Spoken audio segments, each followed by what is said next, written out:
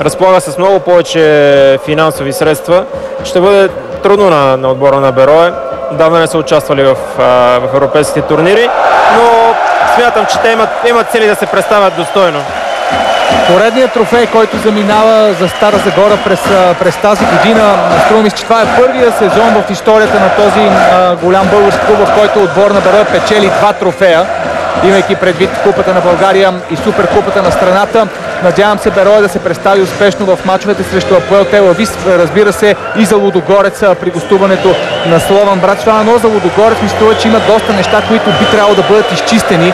Може би тези смени, напускането на Генчев, на Гаргоров, на Гулдан, 3 основни футболисти, за които ти спомена, ще изисква повече време за цялото треньорско ръководство да успее отбора да играе отново в синхрона, който познаваме.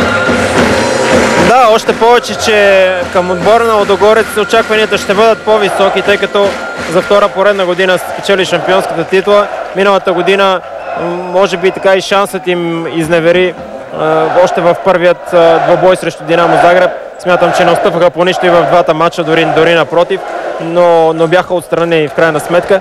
Така че аз смятам, че те ще имат амбиции в това издание на Шампионската лига. Въпросът е доколко ще им стигнат силите и времето за сработване на състава.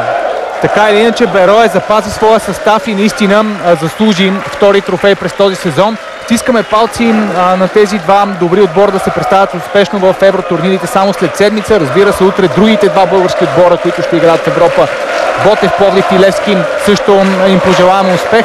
Така завършва нашето пряко предаване от стадион Васил Левски. Владо, благодаря ти за това участие. Благодаря. От името на целия екип, който работи за вас през последните 2 часа, ви желаем приятни минути с програмите на Българската национална телевизия.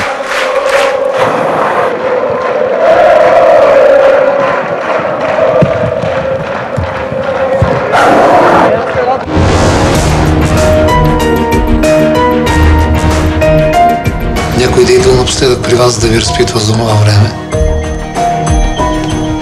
А вие разбрахте ли как